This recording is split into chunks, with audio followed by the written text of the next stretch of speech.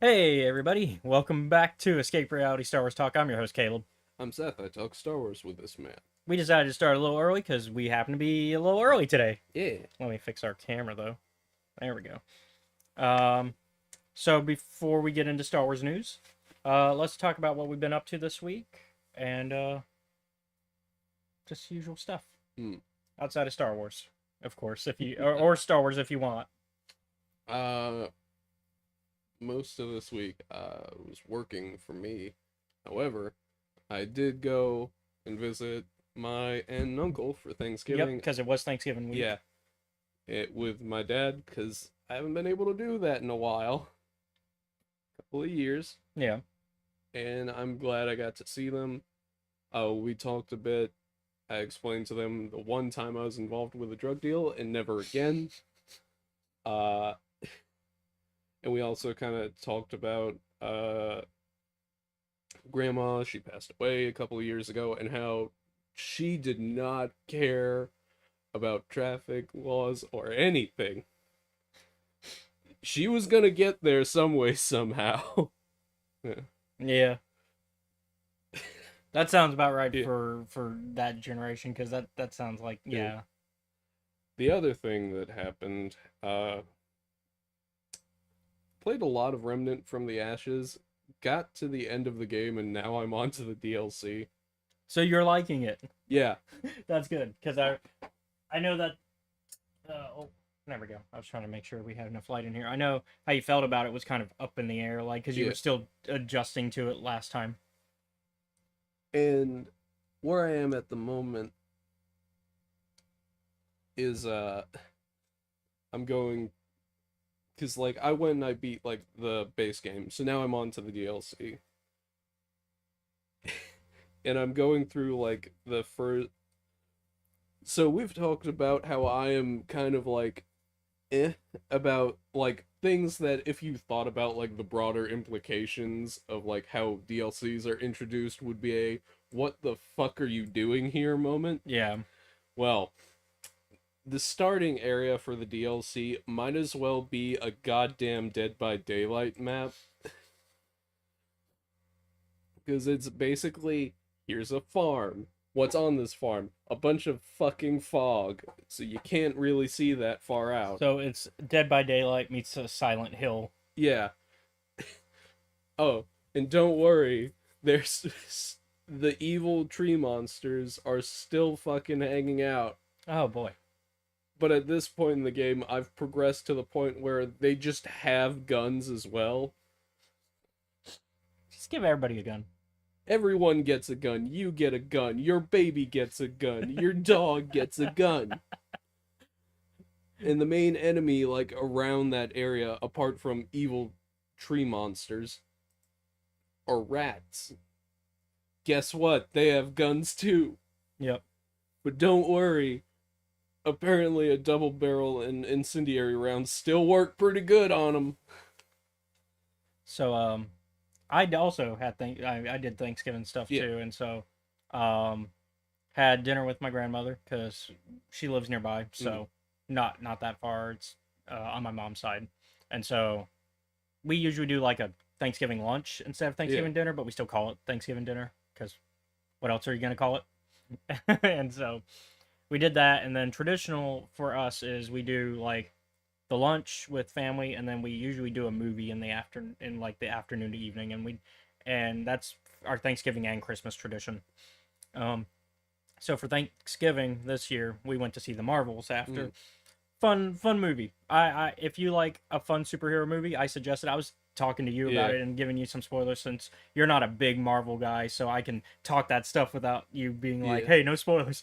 No, I can talk about that It's stuff like, with you. what's up with Seth? He doesn't hate it. He just Is doesn't indifferent. care. It's indifference. And so, and even you were like, "Oh, that sounds like a comic book." Like I was explaining something really bizarre that Yeah. happens, and you were like, "That's very comic booky and fun." And I'm like, "Yeah, that's what they did." And so, Like, that's a nonsense solution, but hey, that's a comic book thing. but yeah, and then yesterday I worked, but then after I got off, Scotty was doing a sale at his Yeah. toy shop, and so I was looking for something for the family because we're gonna Mm. do a little gift exchange. We're gonna do what we did last year for Christmas, which was we did basically Dirty Santa, but like Mm. get good gifts, but like Yeah. within like a price range. We usually drop a price range and then get a good gift that anybody in the family would like. And then last year was the first time doing it, and we didn't really steal from each other, even though you could, Yeah. but nobody did. It just kind of worked out, and so I did that. I got something from him that I'm not going to talk about yet because I know my parents sometimes watch the show, Mm. so ah. But I did get something from him there, and then I got something for myself as well. I got Dritz Duarden because I'm a big D&D fan nerd, and I like Dritz. I'm a Dritz nerd. I got the first book up there. Well, the fourth book, but the first chronologically because Yep. R.A. Salvatore went, I'm going to write the As a Icewind matter Dale of trilogy fact, first and then go back and write. chronological order. He's like, I'm going to write the Icewind Dale trilogy first, and then I'm going to go back and talk about Dritz's origin. Mm. And so that I got the first of the origin books. I like the character. He's fun. Don't have Guinevere. But I mean, for the price, it was only like I got a pretty good deal of $35 for that, so not bad. And plus, I looked on Hasbro Pulse, which is the online shop for Hasbro stuff, Mm. and they do have a version of Dritz with Guinevere. So, and it's only like $20 before the shipping. So, I'm probably gonna invest in that next paycheck. They also have a lot of the classic '80s D&D characters. So like from the cartoon, Mm. like the old cartoon growing up. So you have Eric the Cavalier, Bobby the Barbarian with Uni the Unicorn. They come together, because of course they do. Because Bobby and Uni, if you ever watch the show, they were like, Uni was the I'm not quite talking animal. Like it kind of makes noises and you kind of understand it, but it doesn't speak. Yeah. Like it's not even Scooby Doo level speaking. It's like just. And so, and then Bobby's like the one who's really protective because he's a kid. He's the youngest of the crew.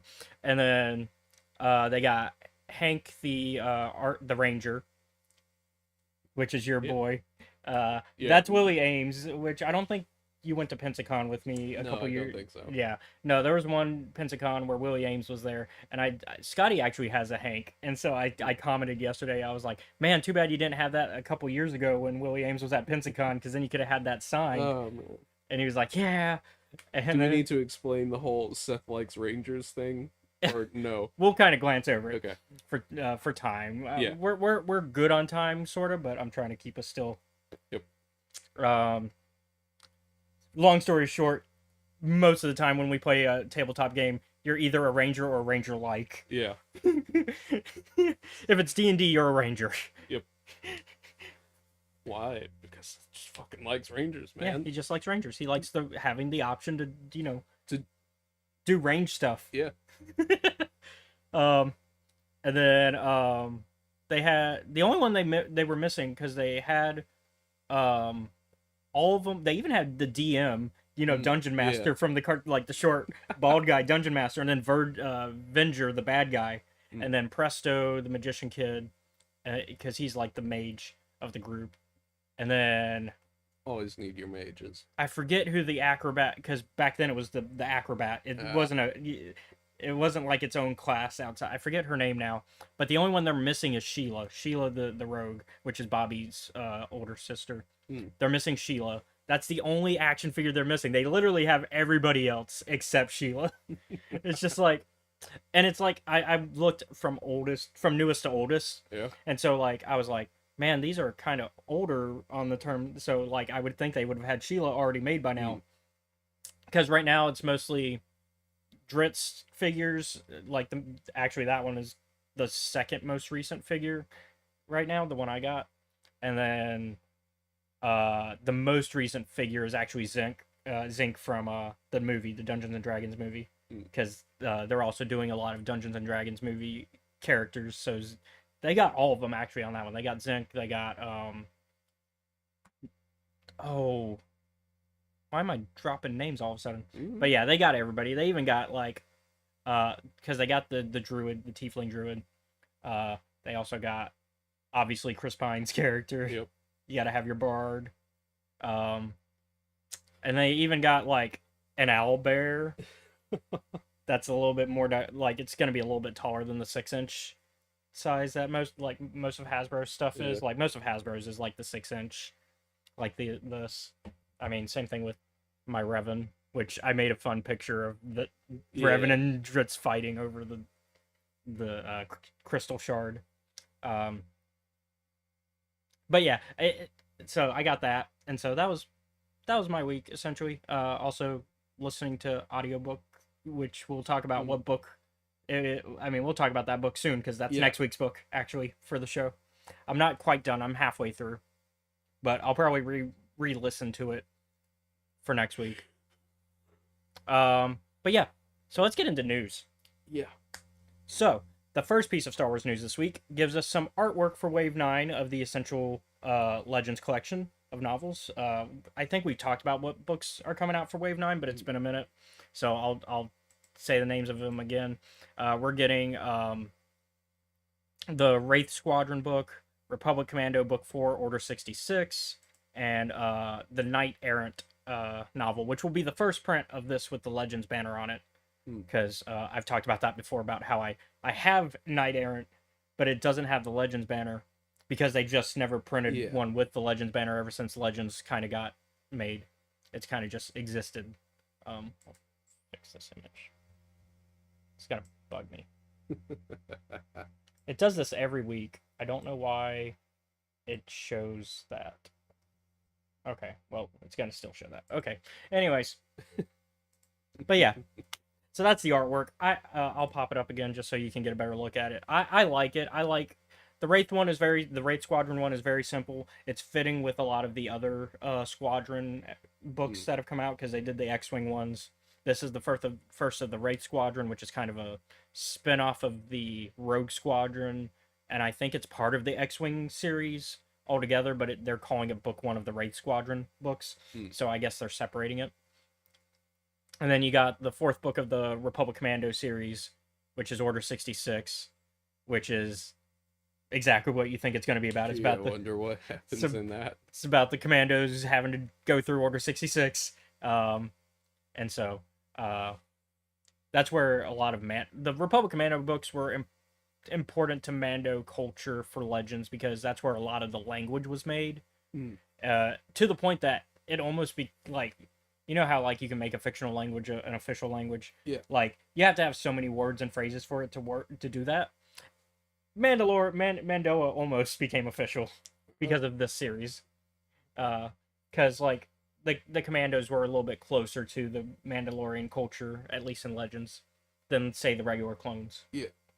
And then Knight Errant, that one is all right. It's not my favorite of the 3 covers, but I would say Wraith Squadron's probably my favorite. It's very simple and gets a point across. Yeah. Knight Errant might be a second because Order 66 is also simple, but in a not as interesting way. Like it doesn't draw my attention as much as Wraith Squadrons does. And then Knight Errant draws my attention, but there's just so much going on it. Yeah. That it's not quite simple enough. And that one's about a Jedi. So before the events of Bane, but after the events of the Old Republic MMO, when a lot of Sith are kind of like feudal lords over different sectors. Yeah. So they're more warlords than anything. And so it's about a Jedi behind Sith Lord lines that's like trying to deal with a couple of the warlords. And there was a comic series tie, like the novel was technically a tie into the comic because the novel happened first, and then they had 3 volumes of the comic following the same character and telling a different part of the story. But like, so you could read both individually and get the gist. But all right, yeah, and it's from John Jackson Miller, who's one of my favorites. He wrote the Knights of the Republic comic, and he also wrote the Kenobi Legends book. A lot of people like that book. It is a good book. It's not what I think of first when I think of John Jackson Miller, but that's because I'm a big KOTOR guy. Which we'll have news about something related to that. Oh boy. In a second too. Next in news, though, let's talk about. Oh, I forgot to say the Wave 9 of the Essential Legends collection. So those books will be dropping on February 6th of this upcoming year. So coming right, pretty close. It's right around the Yeah. corner. Next in news, Dave Filoni has been officially promoted to Chief Creative Officer, which will have him working directly with the story group as they oversee all Star Wars projects, with Carrie Beck also being promoted to the new head of development, Alright. which Carrie Beck is an important member to the story group. You probably read their name when reading comics. You'll usually see like they list the story group members that worked on it, Yeah. and Carrie Beck's name is usually on like pretty much everything, especially the TV shows and the comics. And so it makes sense to give both of these people promotions. Dave Filoni makes sense because everybody loves Dave Filoni, and Clone Wars and Ahsoka and Avatar: The Last Airbender, because people forget that he started there. So it makes sense to make him the creative head, which of course is, I'm gonna go slight rant real quick. All right. People are misunderstanding what Dave's position is and thinking that this means he's taking over from Kathleen Kennedy. Okay. Not how film or TV works. Kathleen Kennedy is still the producer in charge of Lucasfilm. She runs the money side of things and the marketing and basically the business side. Dave is the creative side of the company, which makes sense. You want Dave. That's what Dave would want. I imagine is what he wants, is the creative side, because he likes world building and writing and directing. You don't get to do that if you're in the office being the producer. Yeah. And I think people misunderstand. A lot of people, whether willfully or not, because there are some people that willfully ignore the facts of how film works. But then there's people that just don't understand. And that's fair, because I studied that stuff, and I'm also like always talking about this. Major in that? Yeah, I majored for film, so I would certainly hope you know. I know a little bit. I know a little bit more about that stuff. I'm similar to Dave, though. I'm a creative first. I did not minor in business like a lot of my other fellow communication majors do. Most communication majors minor in business, so that way they can like be like producers and stuff. That's not my interest. I'm very much in the same line as Dave. I kind of want to be like a creative position, because I like writing, I like world building, same deal. So yeah, so I think this fits for Dave, and a lot of people who are saying, oh, Dave should take over Kathleen Kennedy's position, do not understand what her position does, and B, don't understand what Dave Filoni would want, because he would not like to be. I can tell that man would not enjoy being a producer, sitting in an office doing business meetings. That's not. I don't think that's what he would want based on what I've seen. Because I don't imagine most writers that's the job they want. Yep.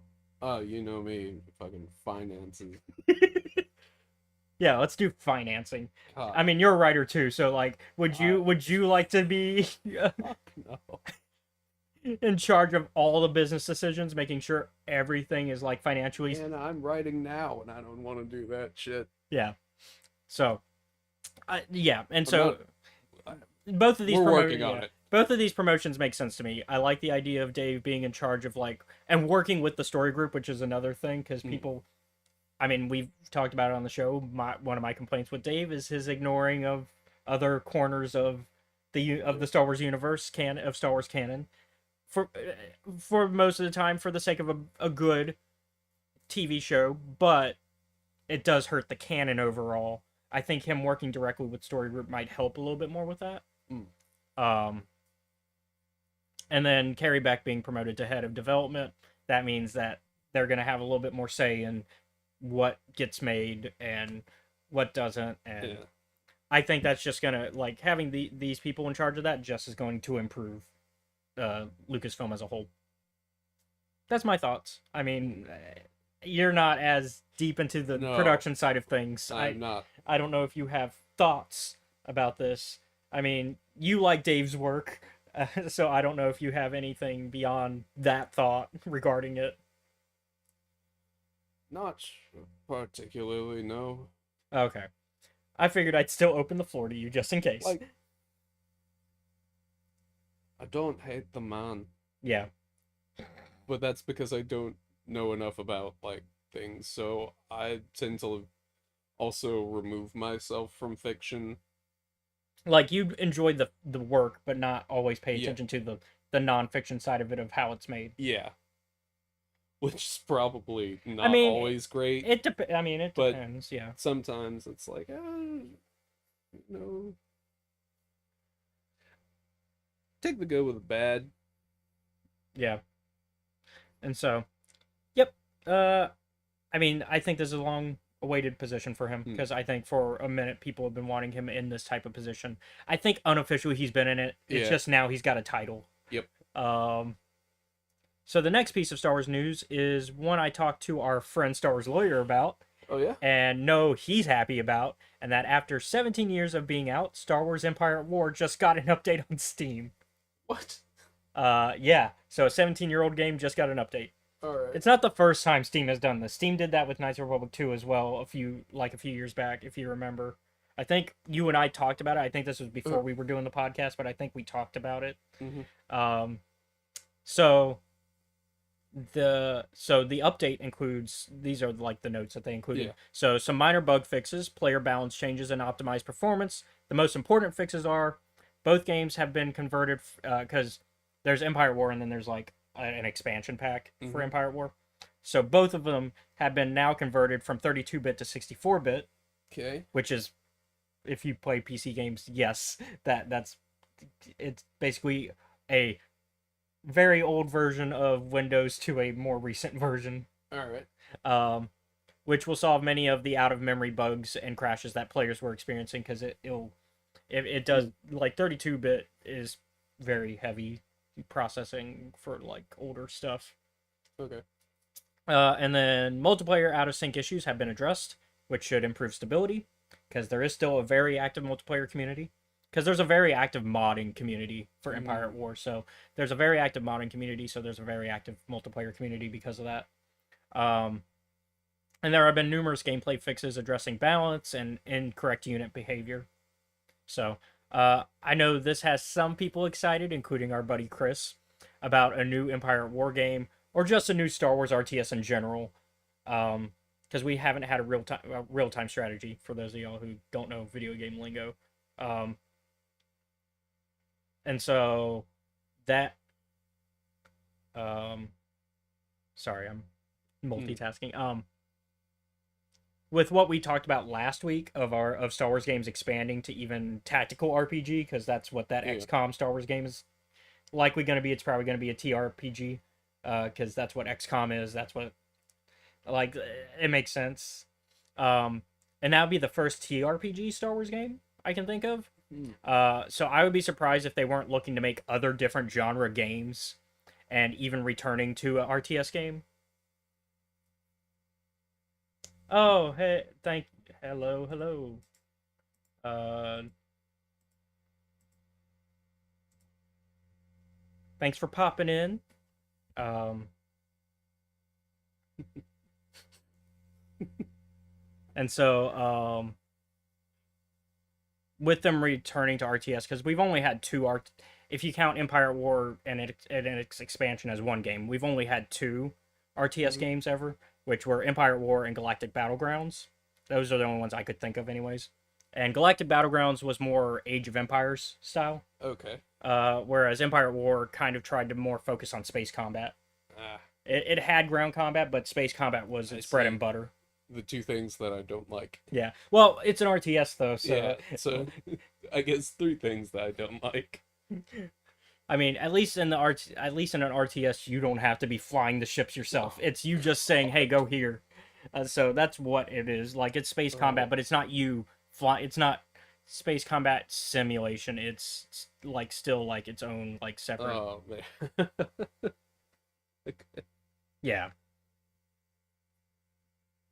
And so, I don't know if that would make it better or worse for me. I mean, it depends how you feel about RTSs, which it sounds like not good.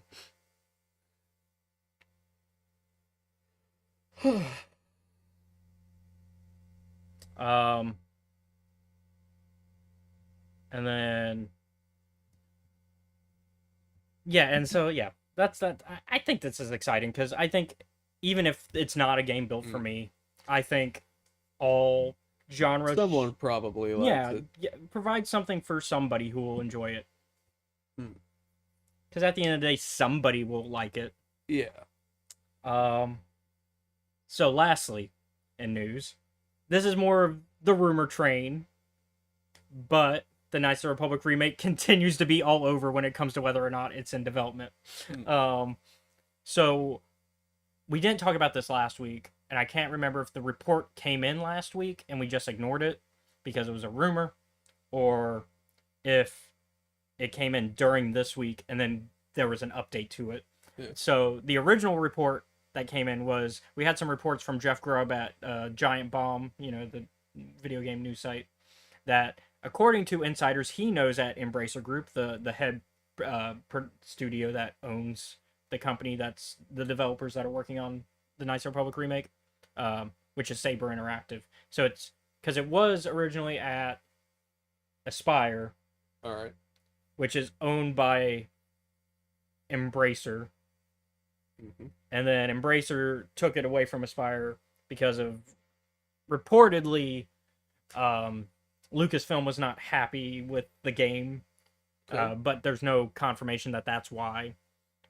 But I wouldn't be surprised because I thought it was weird that Aspire was the choice for making a full remake because Aspire hasn't really, to me, hasn't proved that they can make original games yet.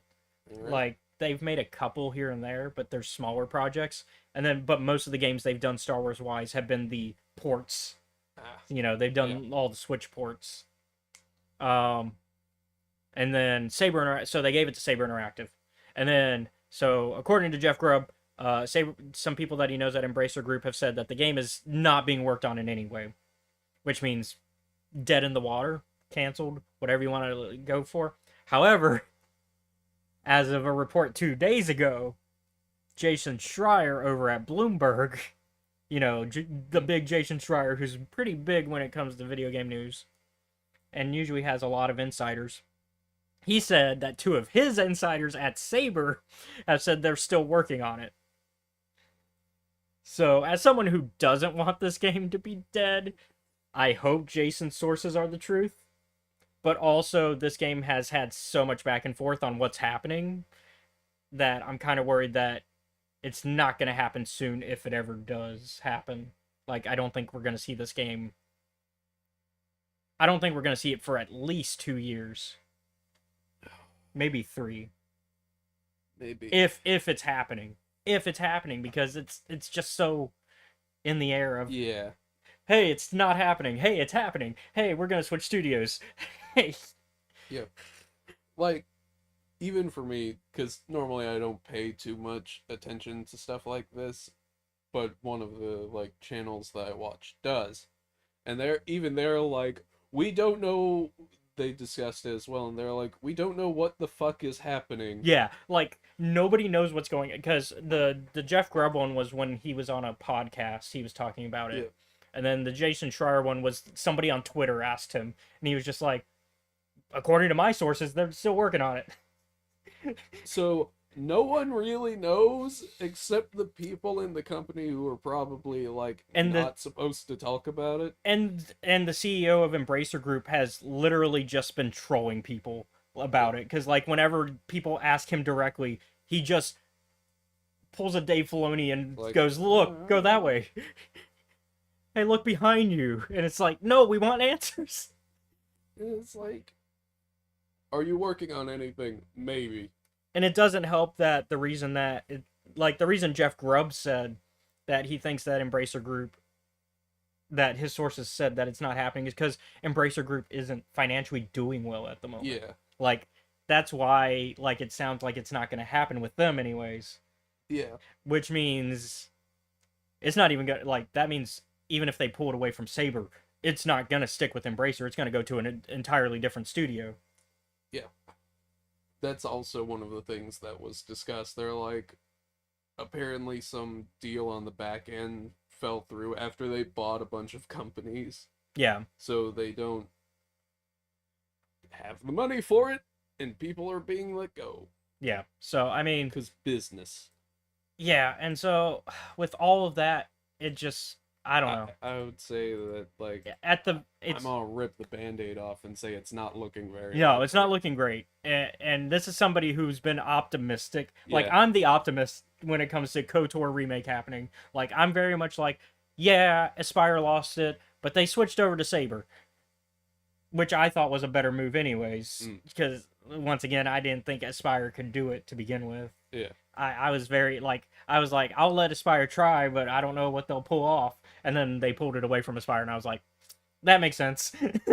And so like to me it made sense. And so like I've been optimistic every time I hear something. I'm just like, oh, okay. And then I read the first report about the Jeff Grubb one, and I was like, okay, this is officially dead in the water. Oh, okay, maybe somebody else will get it down the line, is what I was thinking. And then we got this report from Jason Schreier, and I'm like, I trust Jason more than Giant Bomb personally. Giant Bomb's kind of Mm, they're like Game Informer to me. Like I take it with a grain of salt, yeah. and so like I trust Jason Schreier, but also I have to be open to the idea that Saber's not going to do it either, and Embracer might just lose it entirely. Mm, What studio would pick it up? I don't know. Um, I have one that's on my list of who I would like to see pick it up, but they're busy now mm. because they just wrapped up their biggest game this year, and they're already talking about working on their next game, which is not going to be this. Uh, and that would be Larian. Like I would love to see Larian do a Star Wars game. Mm. It doesn't have to be Knights of the Old Republic, but I think they would have a good take of Knights of the Old Republic if they did one. Now, people get a little bit pissed off that it's turn-based combat, but fuck them. I like turn-based combat. Aspire and Saber, though, their version has mostly been discussed as being a more ARPG, so more like modern Western RPGs, which is more The Witcher and Mass Effect style, and a lot of modern BioWare, which is more ARPG and less like turn-based or tactical or even real time with pause. Because older BioWare games were real time with pause, and then they kind of went the ARPG route once they. Honestly, Jade Empire, I guess, was the start of ARPG for them. Because that one you don't really do a pause thing at that much. It's been a minute since I played Jade Empire. There might be a real time with pause mechanic. Dragon Age still had real time with pause for Origins. Mass Effect, it's ARPG. That's just ARPG. ARPG third person shooter. And by the time of Mass Effect 3, it's just straight up a third person shooter. The RPG side of it's really gone, other than dialogue, in my opinion. But yeah, I would like to see Larian's take. I think they finished, but they just finished Baldur's Gate 3, and they've already talked about they're working on their next game, which means they did not get a license from Star Wars anytime between finishing Baldur's Gate and starting their new game.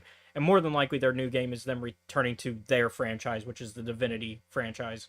More than likely, Original Sin 3, although some people have said they would like to see them take another shot at an ARPG, because they have done one ARPG, which was Divinity 2, which takes place after Original Sin 2 on the timeline, although it came out before any of the Original Sin games. Because the Original Sin games are actually their most recent games. But yeah, that's my shot in the dark. Is there anybody that you would think of that like you would like to see take a shot at Star Wars, whether that's Knights of the Republic or just an RPG in general? Nobody comes to mind at the moment. CD Projekt Red is busy because they're working on the new Witcher games. They're working on they're not developing the remake, but they are working alongside the team that's doing the remake for Witcher 1. And then they're working on Witcher 4, which I forget the project name. They have a nickname for it. And they said they want that to be the start of another trilogy. So Um, they're busy. Plus, they've got Cyberpunk 2077 now doing well, which Yeah. means they're probably now talking about a sequel for that, Mm. since now that Liberty did really well. And I don't know if I'd want BioWare to go back to Knights of the Republic, because BioWare made the first game, but I don't know if I'd want them to be the ones to come back and do it, especially not modern BioWare. Like, I like most of modern BioWare, but there's stuff of modern BioWare that I know that they would take it in a direction I don't want. Maybe Obsidian. They did Knights of the Republic too, Okay, yeah. and so modern Obsidian isn't that much different than how they were in 2006. They're still very much, and they might even take a different Okay. approach to it, because they've got different styles of RPGs that they make still, because they don't just do like the ARPG FPS like they do with Outer Worlds. They still do some isometric ones, because they got the Tyranny, and what's the other one? Yeah. I- I'd say it'd be interesting to see what Obsidian does. Yeah. So there are options. Yeah. Anyways, that's my thought. That was the last of the news. Um, let's get into today's topics. All right. This week we read 5 different sets of comics. Yep. One of them was a one shot though, so that helps. So, Yep. spoilers ahead For a lot of them. for Visions, Peach Momoko #1, Star Wars 2020 Volume 6, Quests of the Force, Darth Vader 2020 Volume 7, Force Unbound, Scoundrels, Rebels, and the Empire, and Tales from the Death Star. All right, let's first discuss Visions comic, as it's a pretty simple one, Yeah. and it's also the only one that's not on the timeline. It's not a canon comic because it's Visions. So we'll start there. I gave you a warning, because I was like, it's knowing Peach Momoko's style, it's gonna have no dialogue. It's just gonna be all about the art and the visual storytelling. Yeah. And sure enough, it is, and it's a really good visual storytelling in my opinion. I will say it took me a couple times to read it to kind of get every little nuance. Yeah. But that's just because there are things that, like, if you're just skimming it and looking at the art real quick, I will say that is the sort of downside to a visual only comic, but that's also the plus side. It's because I can more easily tell somebody, hey, check out this comic. You don't have to read anything. Just look at the pretty pictures, and there's a story still within it. Yep. And because even my dad, he jokes that, like, he doesn't read books, and so he'll be like, what about the comics? And I'm like, yeah, but they still have words. Still have words. Not as many, but they're there.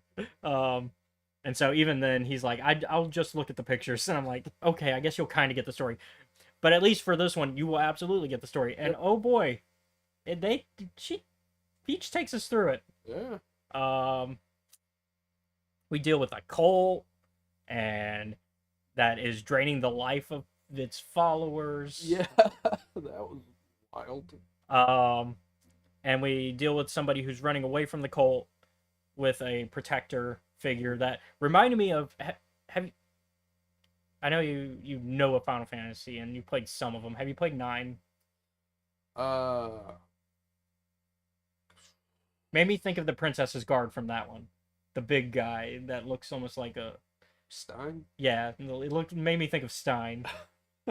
You see it too now that I've said it. I'm thinking about it, and yeah, a little bit. It made me think of Stein from Final Fantasy 9.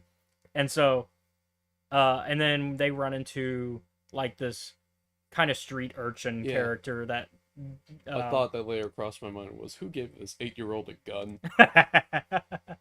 And so they work with the street urchin to then go back and deal with the cult.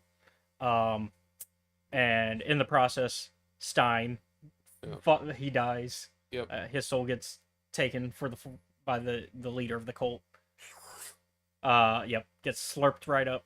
Our main protagonist, the runaway, she gets mad about that and uses a lightsaber to then kill the cult leader, which I thought was a cool moment. And then get a lot of pretty art of that explosion and everything going on, and all the cult people going, "Oh my god!"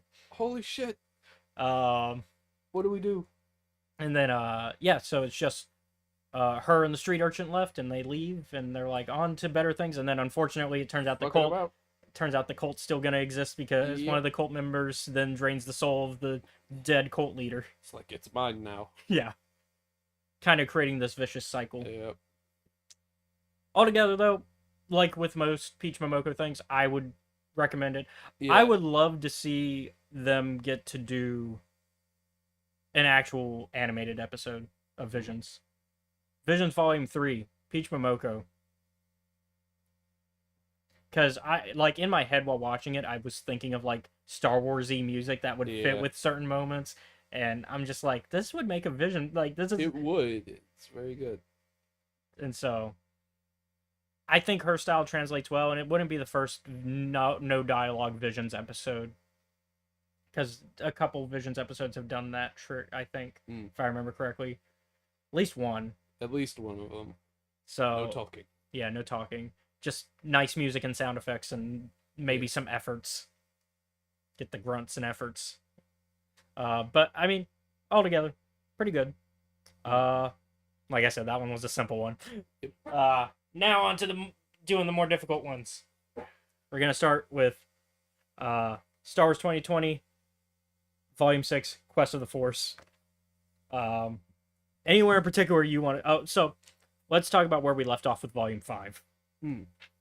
Because remember, they're in no space. Yes. And so when we left off with them in no space, it ends it with them being found by the group that they were looking for the fuel of. Yes. And so in this one, the first half of the volume is them figuring out a way out of no space and helping this group. Yeah. Which at first, rightfully so, the Captain Blythe, who's the leader of this operation, is like, yeah, there's no hope. Let's get used to it. Get used to living here with us, and we'll assign y'all some jobs, but for now, we're gonna lock you up because we don't know you yet. Yeah. Which, Fair enough. Fair. Even Leia's kind of like, okay. Yeah, I get it. I think most of them actually take it very well, actually. Yeah. Like, if Han was not frozen in carbonite right now and with them, he would be he would be so pissed. But everybody else is kind of chill about it. They're like... Yeah, they're like, we get it. And so, although they are trying to find ways out, which Blythe is like, no, stop doing that. And so... Of course, Luke is also dealing with still his issues with the Force, because the events of a Maxine station happened, and that weird Force wave went out throughout the galaxy. Like, who opened this fucking box? Because everything's the answer is shit. The answer is Kira. Yeah, Kira opened this damn box. The answer is Kira. And we know the plan. The plan didn't work, though. The plan didn't work. But everybody felt it. Yeah. And so they basically go, hey, we actually have, like, they realize that the missing piece of leaving is, so the people at the station and with the fuel are like, we have the codes to get out of here. We just don't have the parts and the machinery to make it happen. We know we need a Nihil engine. We don't have one. Yep. And so then Chewbacca's like, wait a minute, we have one. It's over there in the great. Yeah, it's in the Great Hall, where all those kill droids are. And they're like, oh, we'll send you guys. You guys. You want it so bad, you go. You go get it. And they're like, all right, cool. We're keeping Leia, though. Can we have our weapons back? Sure, man. Yeah, you're gonna need them. But we're keeping Leia as insurance that you don't just leave without us. Yep. And so, yeah, so the plan is twofold. Get the engine, and then for Luke, it's also get the book, the Jedi text, because he left it on the ship. Yep. And he's like, I need that to be a Jedi. I need that. Because my self-training isn't over. Yep. He's doing, he decided to take the school at homework. Yep. He's homeschooled. So they do that. Luke loses his robotic hand again. in the process. But he gets a big wave of force Yeah. that happens in the fight with with those droids, to the point that he just kills all of them. Yep. Like, because they get back to the station and they're like, "Hey, we got the Nihil engine, we got the Path engine, we can get out of here." And then Leia, of course, has been secretly talking to Captain Blythe, where she's like, Yeah. "Hey, the galaxy is very different from when When you guys got here. well, from when your ancestors got Yeah. here, because they got here back in the High Republic. I assume Phase 3 era. Yeah, it'd have to be. Like, that's the only time that makes sense to me, is sometime in Phase 3, because it's before the Great Hall is abandoned entirely. Yeah. Which the Great Hall is kind of getting abandoned by the end of Phase 1, but it's, like, not entirely abandoned. And then, like, it would have to be, like, during one of the fights that we haven't seen yet. But we're probably not going to see the direct connection. Like, they're not going to show us this group go off and fuel everybody. I assume that, like, for our own sake of, like, timeline, that's where I would put it. It could be late Phase 1, though. Either way. But yeah, so they've been there for 200 plus years. Yeah. And so Leia's like, yeah, the galaxy's very different. It's no longer a republic, it's an empire. Also, that empire sucks and is fascist and evil, and there are people working to take that empire down. And then Lando's like, Leia, you got to tell them more than that. You got to be upfront. And she's like, okay, yeah, we're part of that rebellion, so we're outlaws. Yep.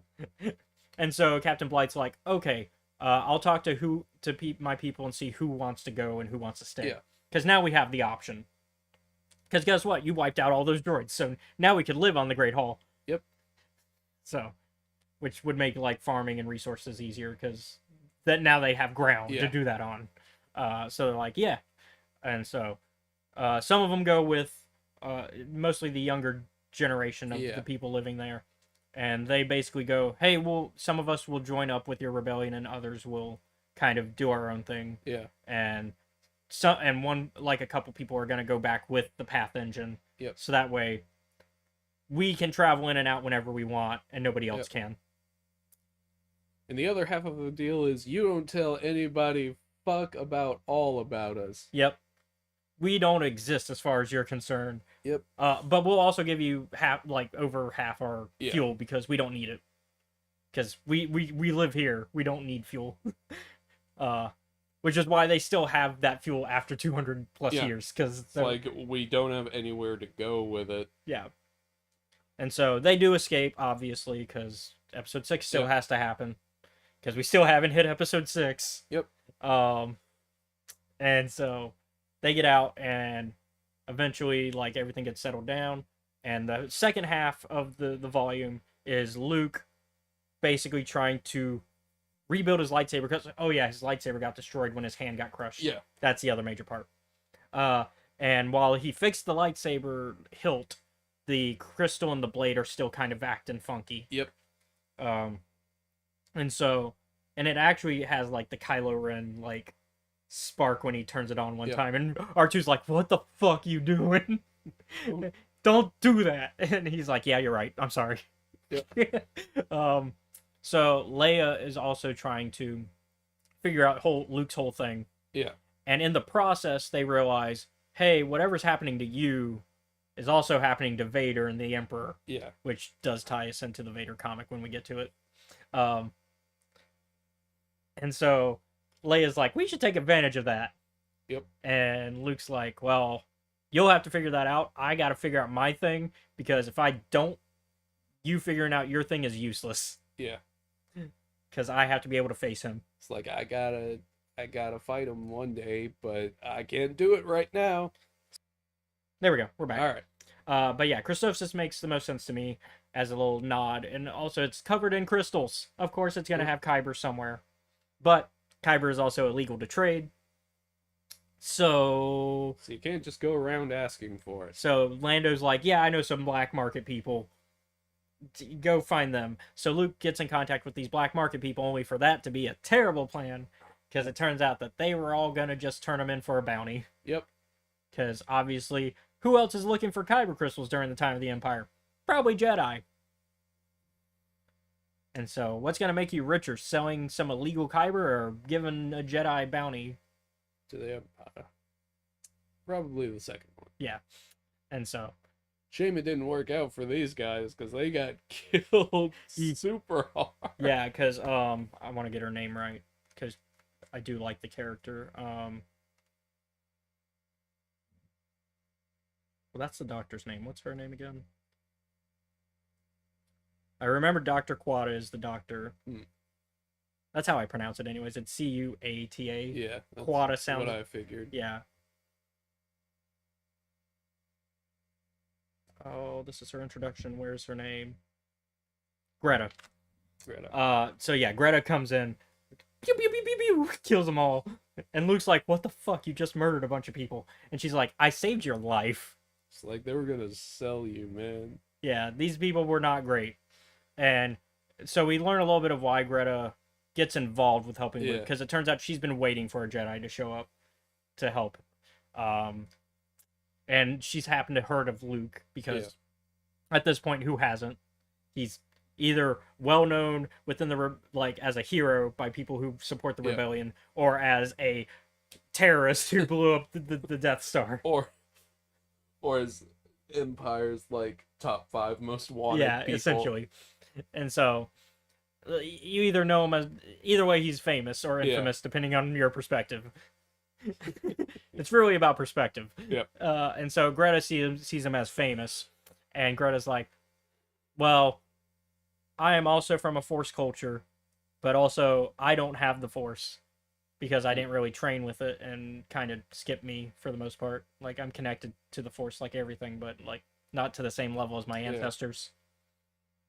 Because we learned that she's connected to the Fallenasi, which I think this came out.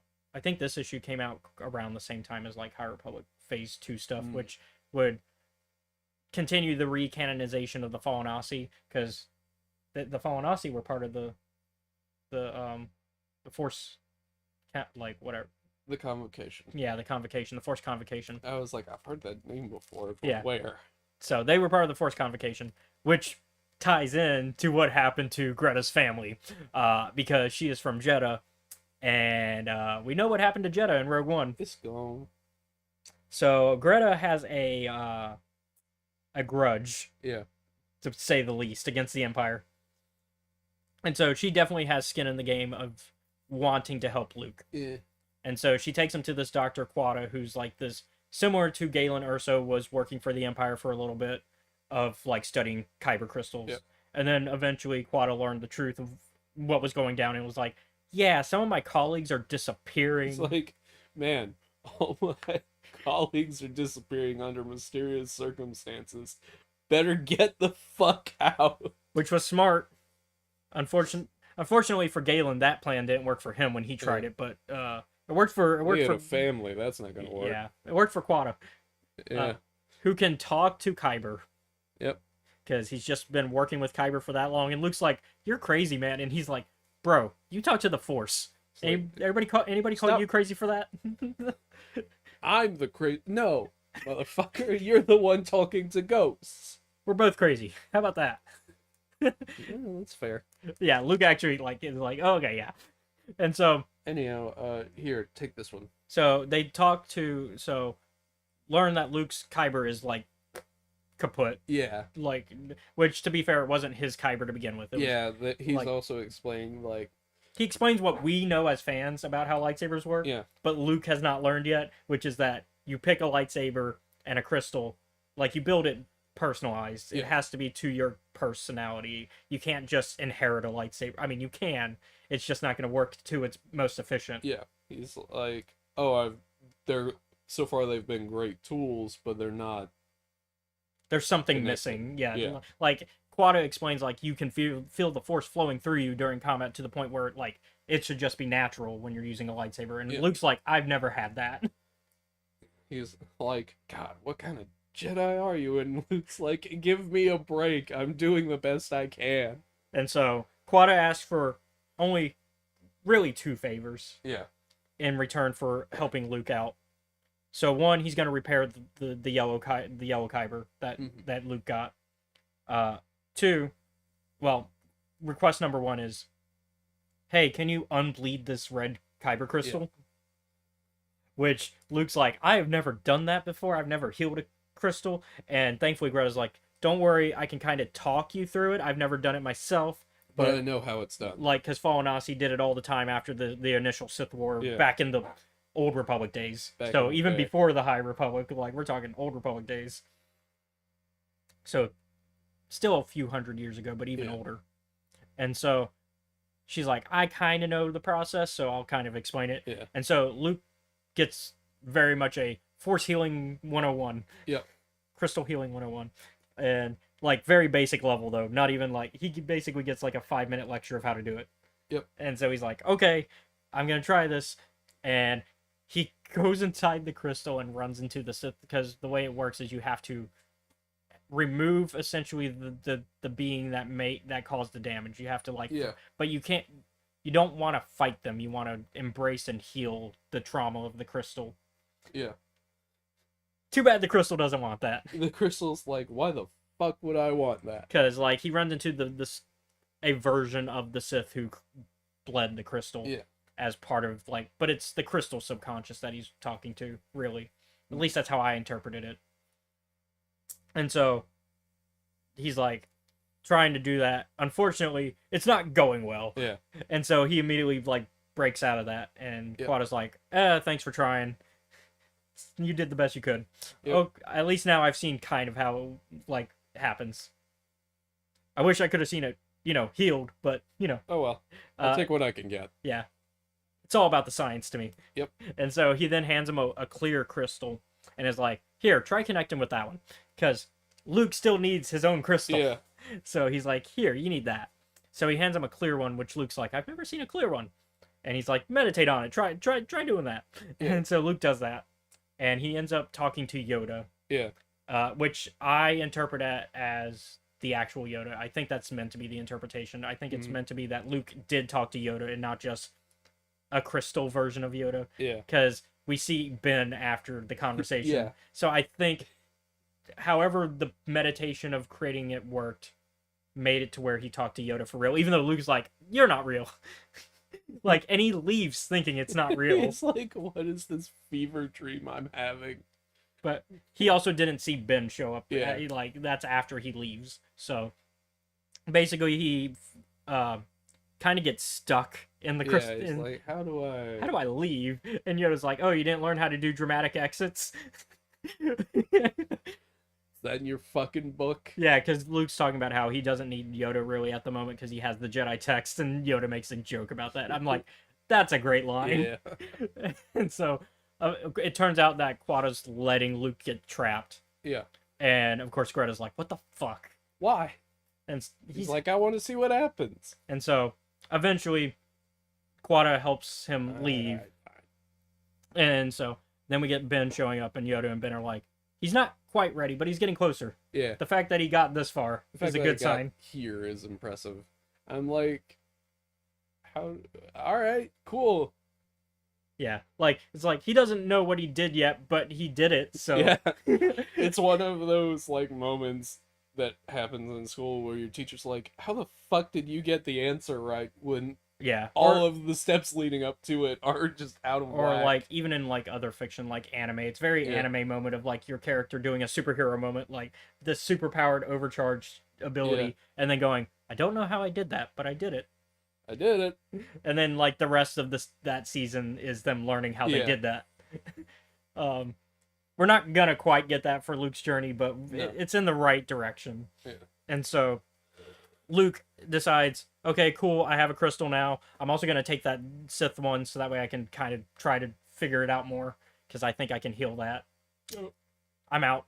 And so Greta kind of decides to come with, because she's like, I'm also done with my Yep. stuff, because I promised to help a Jedi meet up with Quada. I did that, and I feel like I'm on the steps towards avenging my family. It's the reason. So a slight clarification. Yeah. Because she The basically reason Greta yeah. helps Luke is because she is like, I'm glad you avenged my family by blowing up the Death Star. Yes, You may not have done it on purpose. He did. but she like, doesn't know I that. think by that I mean not. So on, I can go. I think and- by not on purpose, I think she means you didn't avenge my family on purpose. you blew up the Death Star on purpose, but you didn't avenge my family on purpose. That was like a side. Like, I think that's what she means by that when she says not on purpose. Because, yes, he blew it up on purpose. It's the, you happen to avenge my family in the process. So I'll lend you a hand for this. Yeah. Whether you knew about my family or not, you still did something for my family. And he's like, I didn't. He only learns about Jeddah. He only learns about Jeddah in canon after, because he does go to Jeddah in some of the earlier comics, and we'll get to them when we get to that season of the podcast. If we're still doing the podcast that long, if not, I'll still show you the comics. But for the the 2015 run, which is the between 4 and 5 run, he does go to Jeddah at some point, and he sees the destruction of Jeddah and what happened to it. So he learns about it after the fact, but he doesn't really learn that a bunch of Force cultures live there. He doesn't know all the information regarding it. He knows that it was a holy site, but that's it, really. So I'm sorry, I took you were talking about Greta and her, like, why she... They also have a discussion about, like, the reasoning behind it, and she's like, man, you must really hate the Empire. And he's like, no, I did it because it's a massive super weapon that no one should have had. And it killed billions. Yeah, and it killed billions. That's why I did it, because it was the right thing, essentially. Yeah. And she's like, all right, cool.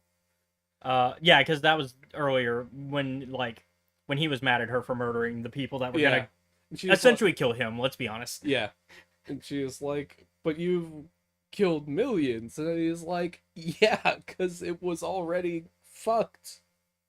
It wasn't a situation of, I wanted to kill those people. It was it was no choice, really. Yeah. Which, I mean, is not entirely true, but... Well, you could have made a choice. More people would have suffered in the long run. Yeah. It's one of those hard decisions. Yeah. And then the final issue of this volume is kind of almost a one-shot sort of thing, where basically Leia's like, hey, Palpatine and Vader are currently distracted. Let's kind of destroy the morale of the Empire even more. Because we already did that one thing on Empire Day, which we talked about last time, when we talked about Volume 5. So Volume 6, they're like, let's do that again, but this time on Coruscant. Yep. And you go, what? So they get the best pilots they can get. Unfortunately, they don't get Shara Bay, because that would have probably helped, but she was busy. Yeah. But they get Lando, Chewie to fly the Falcon. They get Nia Nub, and then they get 3 others. Yep. I very brushed them aside because the comic does as well. Lives. Yeah, because guess who lives and who dies? The 3 I don't name die. Because basically they go in with, well, the plan is they get smuggled past the first layer of defense for Coruscant, because Coruscant has like so many layers of defense because it's the capital of the galaxy. Of course, it's going to be defended. It would be one of the plan works pretty good. Yeah, hide in poo. Yep. Well, fertilizer, but poo. Yep. And so they hide in the fertilizer, and the fertilizer man's like, it's just fertilizer. And the Empire's like, yeah, this smells. Yeah, go ahead. Go on. And the ships are in the fertilizer. And so then they launch the ships out, which means they also just released a bunch of poo into space. Yep. That's what happened. And so they fly out, and they're like, all right, time to go in. And they immediately dive to lose our audience. Well, there we go. Nia Nub also loses his ship, but Lando and Chewbacca get quick on their feet, and they basically open the top hatch like they did when they saved Luke in Empire, and have Chewbacca catch Nia Nub as he jumps out of the ship, out of his ship. And then Chewie unfortunately gets some head damage in the process of that. And so Nia Nub has to co-pilot, which then sets up for Return of the Jedi why Lando and Nia Nub are really good together for pilot and co-pilot in the second Death Star run. Basically go through all the levels of Coruscant to the very surface, essentially. Yeah. And then they go, all right, we distracted them. Let's get back to the top Let's because get they back- have to lose the TIE fighters. That's why they Yeah. do that. And then they go back to the top and immediately jump to hyperspace to fuck get it, out of there, we're out. thinking they failed. Turns out, when they went for their target, they just shot wildly, hoping they'd hit it, and somebody did.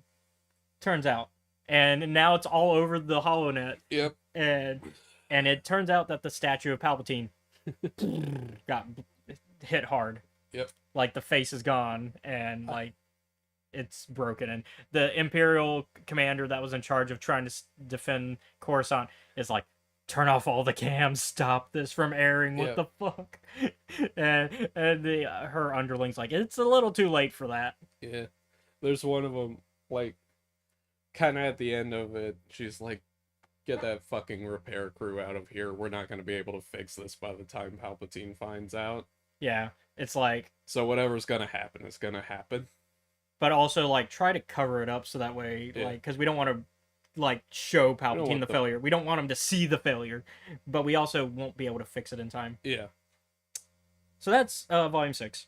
Yep. For Star Wars 2020, which brings us to Darth Vader 2020 Volume 7, Force Mhm. Unbound, which has a more immediate consequences to what's going on with the weird Force connection with Yeah. after a Maxine station. So, a lot of stuff happens in this. We get consequences for the handmaiden stuff. Yep. But it's not really a focus on that. So immediately Vader Force is acting wonky, and he starts accidentally destroying his own Star Destroyer. Yep. And so Sabe is like, fuck, we gotta get him off the ship. We gotta get him off the ship. now. So they send him out the airlock. Yeah. And then she goes to come up in in one of the Lambda class shuttles, which they crash land with.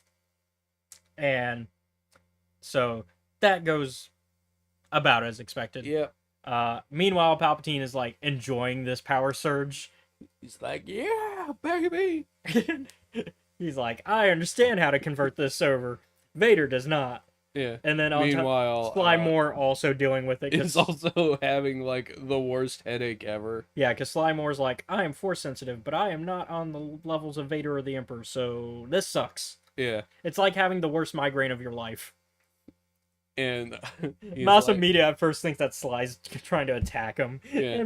And Sly's like, Like, she's like, no. no, I'm not trying to do that. I'm why being would attacked. I do it so directly? So obviously. It's not very dark sidey to do it that obviously. Yeah.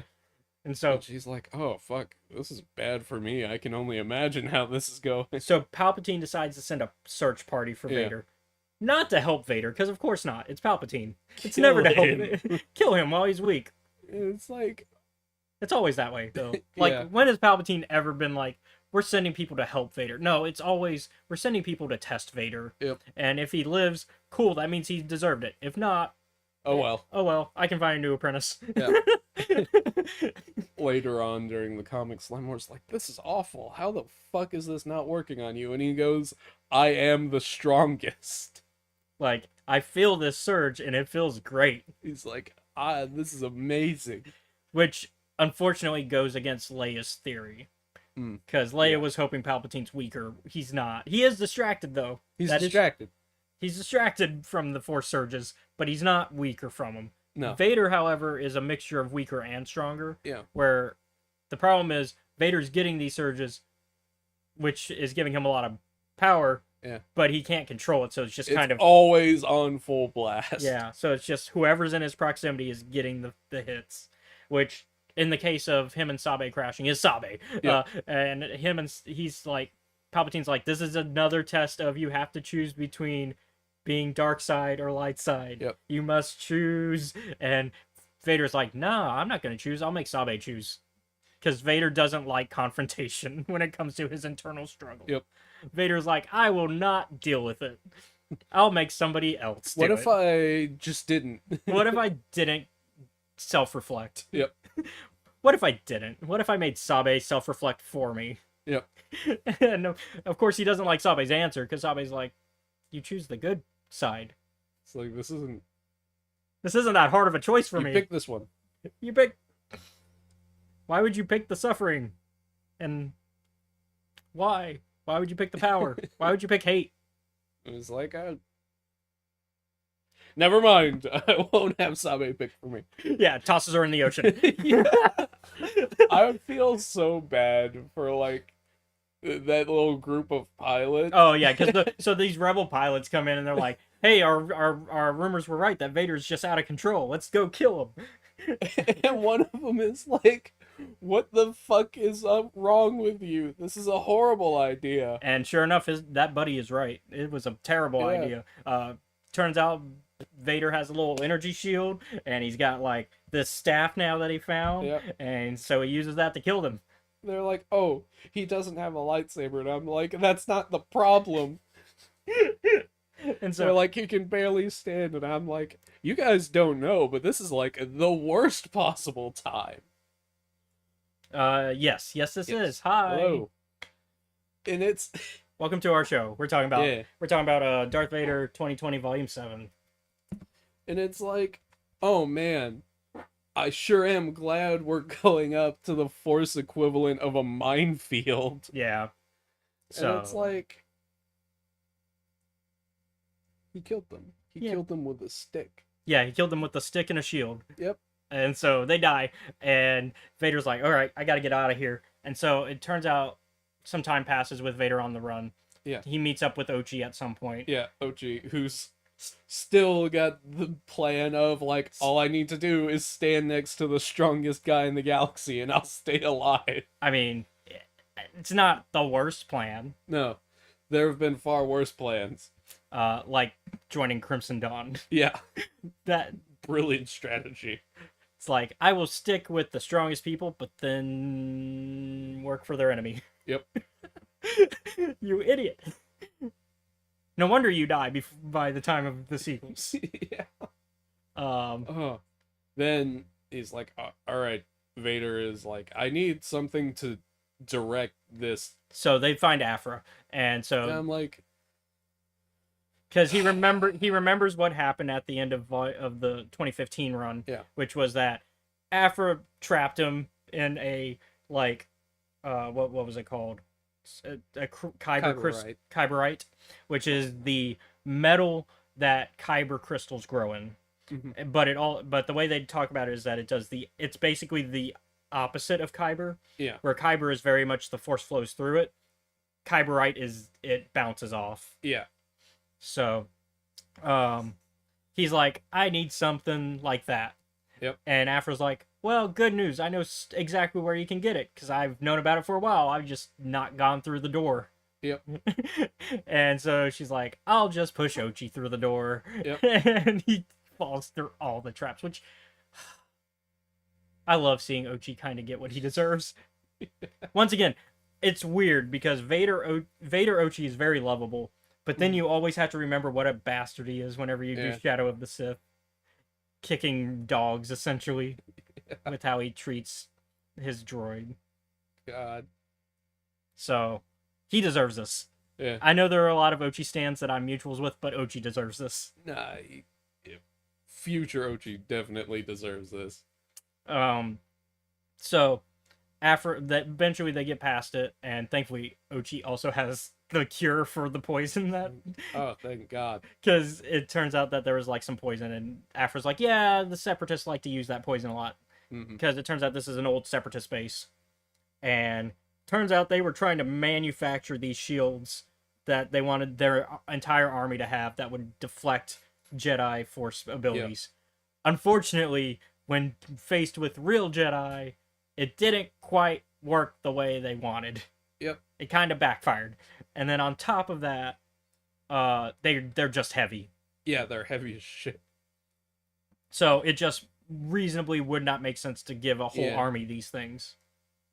Basically, like, we went to our R&D department. Did they make the shield? They're like, yeah, we made the fucking shield. But the problem is, the material is too heavy, and also we're dealing with space wizards. And like on top of that, like it's just probably expensive to make. Yeah. And it's like, so we've got one of them. Yeah. And so present day Vader picks Yep. it up, it basically, the way it works is he can direct it like a cannon. Yep. He basically has the Mega Man arm cannon. He's got the Mega Buster. Yeah, the Mega Buster. So the way the shield works, he just raises it, and it works as a focus, essentially. Yeah. It's a focus, so he can aim his abilities. Afra was smart enough, though, to program it to not hit her. Yep. It don't work on Afra. Which is, once again, Ochi getting what he deserves, because Vader tries to aim it at Afra, and it bounces back and hits Ochi. Yep. Don't worry, he'll get to try out his new toy pretty soon. Yeah, because we learn about, honestly, the best subplots ever in Star Wars, I feel like, which is all the droids that Vader has ever killed want revenge on Vader. Yeah. And so they all come up with this collective droid community where they're rebuilding each other and coming up with the ultimate strategy to kill Vader. Yep. Which I think might be the best subplot ever. Yeah. And so, like, obviously it's not gonna work, but it's a very fun one. And so droids that this include that are highlighted, especially, are the bounty hunter droid that that he killed, that was part of the bounty hunter crew that he forced Valence to be a part of. Of course, we got 000 and BT. Mm-hmm. And then we've got the Zed, or Zed droid, which is the one that worked for Sabe. Mm-hmm.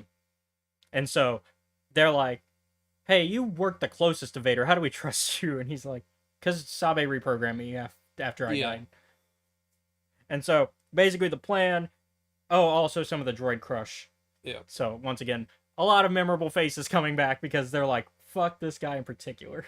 Yeah. And the way it's working is they're like, you still have most of your memories, so we're just going to use those to come up with the best strategy to kill Vader. Mm-hmm. It's basically like a video game where you just die over and over, and you just come up with a new plan for how to better defeat the person that killed you. And so it's just like, oh, okay, this is actually a pretty good plan. Yeah. Unfortunately, there's a traitor amongst them. Mm-hmm. And so they deal with fighting. So they drop the fight on Vader at the Separatist compound. Yeah. And so Vader gets to try out his new shield, which they planned for that. Yep. So they put the big ball droid that was part of the bounty hunter crew up at front because they're like, you can probably handle the blast. Yeah. And so they have him handle the blast, and then the droid crush droid. The plan is to get him closer because Vader took his arm. Yeah. Or his leg. He took parts from him to rebuild himself. Yeah. And so he's like, I still can control those because I still have my same memory core functions. Yep. So at the end of the day, I'm still connected to those parts. If I get close enough, I can start fucking him up. And so they try to slow him down that way. Unfortunately, Vader gets the jump on him and reverses that situation and is like, oh, you're trying to control me? I will control you. Yep. And so, yeah, so the droid crush immediately starts turning against the other droids. And then it turns out Zed's the big traitor because he's like, oh yeah, this was all so I could bring all of Vader's enemies together at once. So that Vader's approval. Yep. And then BT and 000 take advantage. They're like, yeah, we're going to swap sides because, like, we're going to join the winning side because, like, we don't care who we murder. We just want to murder. Yep. So, I guess they consider killing droids as murder. Even though they come back, so, I mean... Temporary murder. Temporary murder. But yeah, so that all goes down, and then Afra uses this as a chance to escape, so she runs away. Goodbye. And Ochi's like, yeah, you should get out of here. I won't go, because I still think I can hang around Vader a little bit longer. But you go. You're not gonna come too? It's fine. I got this. And so, now the plan is to take... Vader now has another droid army for the second time, because in the 2015 run, Afra gave him a droid army, which is referenced in this one. And so, he now has another droid army. Oh boy! This time with more than just commando droids, though. Yep. And that's it for the Volume 7 Unbound Force, although they do include an issue from the 2015 run, the first time Afra and Vader meet. and also when she steals BT and 000 from and creates them, well, brings them back because they existed as programming before. She just repurposed them Yeah. because they were old programming that she brought back because that was a great idea. She woke him up. Yeah. All right, so that brings us to jumping the timeline a bit to Return of the Jedi with Scoundrels, Rebels, and the Empire. We're kind of gonna fly through this one because we're a little past time of what I was hoping. Yeah. Long story short, it kind of goes over through several different Perspectives. Yeah. Because we get in the lead. We get Jabba's like episode 6. Yeah, and like stuff that's before, during, and a little nothing after. So before and during, a little bit after actually, because Max Rebo kind of ends with an after the events of the movies thing. But the first one is Jabba's palace, where we see the droid, the medical droid there. Yeah. The torture droid. It explains. How it explains got to this point in life. Yeah. So we see that it tried to turn on Jabba, tried to get free after talking to R2. Does not go well. Nope. No, it does not. And then we get some Ewok stuff where it's a few shorts. It's a different amalgamation of different stories that the Ewoks are telling each other by the campfire. And I imagine this would be probably a little bit before almost like maybe the night before Leia and them run into the Ewoks. Yeah. And we get some cute little... This is another one like Visions that we talked about earlier where it's no real dialogue. Like, they use imagery for dialogue, but there's nothing like in basic or English. And one of them's a cute little story that's kind of done in the old Ewoks cartoon style. And then you got like a horror story of like a hunt. Yeah. And then you get like the kind of the setup. So maybe this is like one of them running into the scout troopers and taking them down. And so this all sets up them wanting to be heroes for the rebellion. Then we get Lando and Chewie on an adventure setting up, trying to basically figure out how to get into Jabba's palace so they can save Han. Basically setting up the breakout. Yeah, and Chewie's having none of this talk about things and negotiate nonsense. Then we get a perspective from an Imperial who finds out a little bit of truths about the second Death Star and its creation, and a little bit, he learns a little bit too much info. And he actually tries to get that info out to people, and that doesn't end well for him. It ends up with him in a prison somewhere to Andor. He's like, man, I was trying to do my job as best I could. Yeah, because he wasn't trying to get the info out to rebels. He was trying to get it to where he could improve the Death Star essentially. And unfortunately, the ISB droid was like, nah, I'm gonna turn you in. And like, man, the interrogator is like, so you're either a rebel spy or you're incompetent. Which is it? Either way, we're locking you up. Either way, we ain't letting you go home. So yeah, they lock him up in one of those facilities that's similar to Andor. Yeah. And then we get a rebellion story that's Mon Mothma focused, and it's about the Empire basically hiring some bounty hunters to try to take her out a few days before the Death Star 2 run. And we get the return of Kez Dameron and Shara Bey, where they work together to try to stop this assassination plot. Mon Mothma kind of manages to hold her own though, but they come in to help as well still. I'd say Mon Mothma pretty much had it handled though. Yeah. Which is interesting because she's very much talks about being a pacifist, but this is like, I guess self-defense is fine in this case. Yeah. And so, like, the weight of Mon Mothma's importance though is put into this comic where they're like, you are the leader of the rebellion and also probably the first choice of leader of the New Republic when we refound it. So if you die...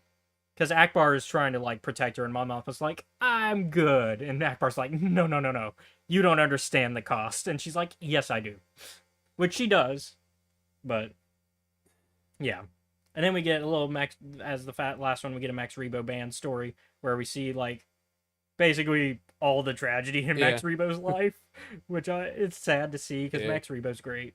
But basically, him going through his career and losing people in his band, but also like what happens from his perspective on during the Jabba's palace Hmm. stuff, and eventually him escaping during the Sarlacc pit, and him basically finding a new career at the Sanctuary Yep.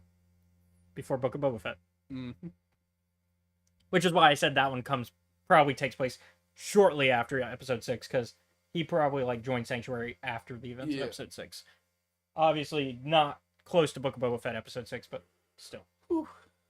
And lastly, we end today's episode with a discussion of Tales from the Death Star, which takes us to just before the Rise of Skywalker, chronologically speaking, because the main plot is about one of the stormtroopers who ran away from the First Order, similar to Finn, because in you haven't watched it yet, but in Rise of Skywalker, we learned that there are other stormtroopers who ran away, similar to Finn. All right. And they all live on this moon. That's where the Death Star 2 rubble crashed. And one of these ex-stormtroopers is trying to prove they're brave. And so they're going to go sail towards where the Death Star 2 rubble is. And so in the process, we get some ghost stories, because this is the Halloween special. Yeah. And Got this crypt keeper motherfucker talking to this kid. yeah, and so we get like the first story is like a monster. It's like an eldritch monster story. Yeah. And he's explaining like, "Hey kid, maybe don't go to that big old evil ruin." Yeah, because a lot of things happen that are bad on it, on both versions. Because the first story is on Death Star 1, and then they're like, "No, I'm gonna go anyways." And then we get another story that's on the second Death Star. That's like a ghost story. Like, it reminds me of the.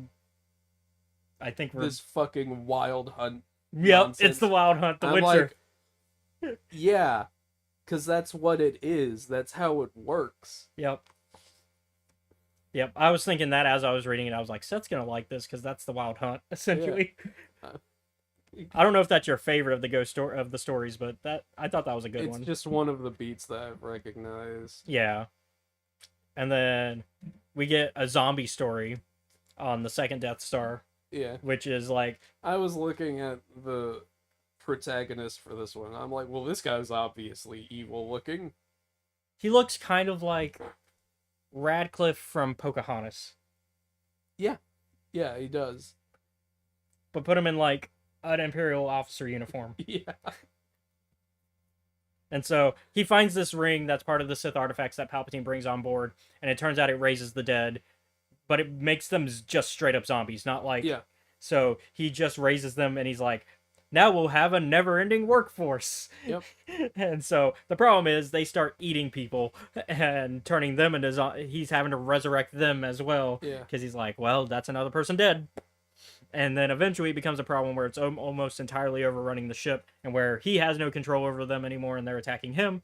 And so Vader has to step in, and he takes down some of them, takes the ring, and then kills the guy that started this whole mess, only to then keep the zombies around, because with the Force he can control it better. And he's like, yeah, y'all still have work to do. You got to finish the Death Star still.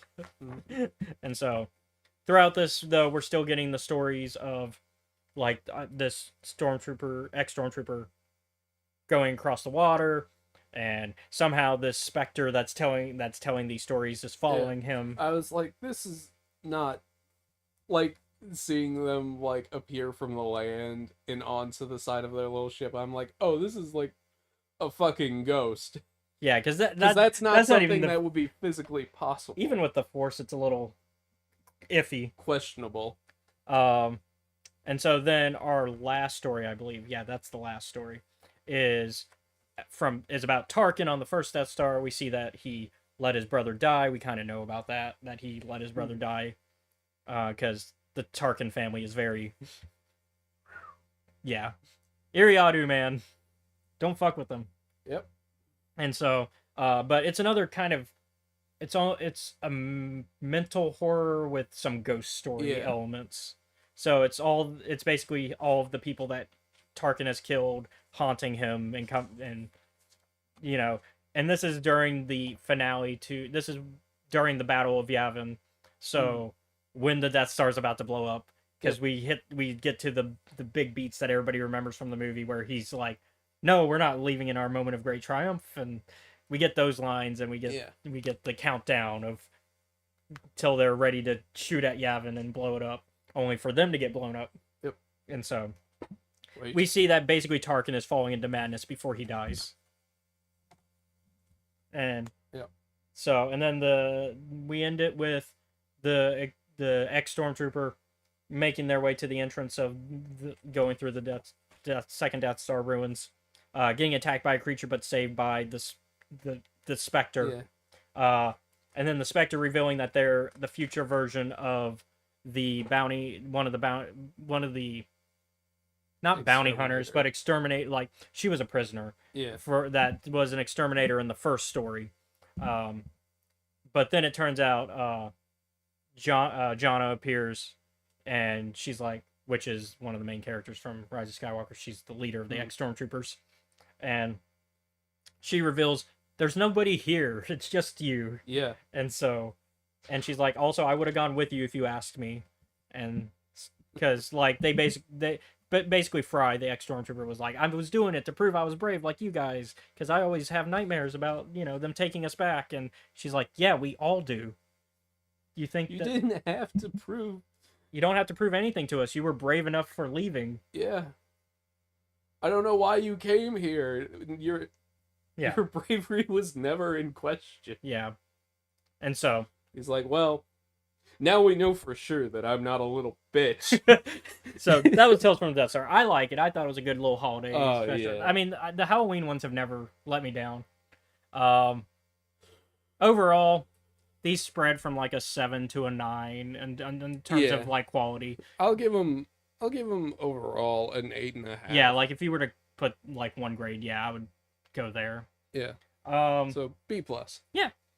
But thank you all for watching today's episode of Escape Reality Star Wars Talk. I've been your host, Caleb. Be sure to like, comment, follow, subscribe to us. You can find us at Escape Reality Films on YouTube, Twitch, Kick, and TikTok. You can also show your support for us by joining our Patreon, which is at Escape Reality Films. Shout out to Jennifer Brantley. There you can watch our YouTube content before it's publicly available. So if you want to watch sessions of my Dungeons & Dragons Acquisitions Incorporated campaign before anyone else, which I think it's 3 sessions currently up there out of the 4 that we've done so far. So there's 1 session left that's on there that nobody else has seen. So if you want to do that, you can do that for $5. And you can watch other content as well before it's out for $5 a month. You can also find me on Twitter at EscapeRowdy94 and Facebook, Instagram, and Threads at Caleb.Lockwood. Seth, what do you got? You can catch me every Sunday from 5 to 7 Central Standard Time over on Trials of Naboo at the Steam Dungeon, where hits a go. Oh, it's time for the plans to follow through. The plan, and the plan is sneak into the naval yard through the sewers, help get her sister out, who is also the same admiral I have been hired to kill. So help kidnap their own sister. I mean, you gotta have some drama. Hopefully escort them outside of town and deal with both of them there. Get paid for both. You saved her, and then you get to kill her. The fucked up thing is, like, I'm also considering the fact that I could just lie about this, but at this point, I'd have let them get away twice, and I'd be lying to what people assume around town, big open secret, is Lady Redscale is probably a dragon that burned the town a couple years ago. And while I can conceivably lie to her, it's probably not a good idea. Yeah. Not a great plan. But I guess we'll see what happens. Yeah. That's Sunday, tomorrow. Tomorrow. So if Meanwhile, Adarpy is still... They've gone and they've talked with the guy who can, like, explain the ritual to like get the Oni out of her sister. Mm-hmm. And she's like, okay, so here's the plan. We gotta go. We have to return back in order to get the sister. And while they're waiting there for essentially the teleportation circle to recharge, they met up with one of the princes who has been like unofficially like thrown out. Basically, the paperwork for it hasn't Mm-hmm. gone through yet. They're just kind of talking about it with him, seeing where that goes. All right. So tomorrow at 5 Central Standard Time. Yep. Trials of Nebu Trails of Nebu on and Steam Dungeon on YouTube. there you go. And once again, thank you all for watching. Join us next week as we begin our December with the High Republic, Eye of Darkness, Now is the time for the Republic's reckoning. which is the one that I know you're excited about. No, I Yeah. was reading Oh the yeah, back. you were reading the back. Now is the time we show them just what it means to act against the Nihil. But this is the one I know you've I been don't know. excited. Yeah. Well, I mean, obviously, this is a come on, this is a That's Markion from quote. Fucking Markion. But I know you've been Bro, excited about why it. are you so mad? I'm excited about this too. Like Yeah. I said earlier, I'm halfway through the audiobook. I'm probably gonna once I finish it re-listen so that way for this week or next week we can talk about it. But yeah, that's our first episode for December. Oh So- man. See you all next week. I have spoken. Later.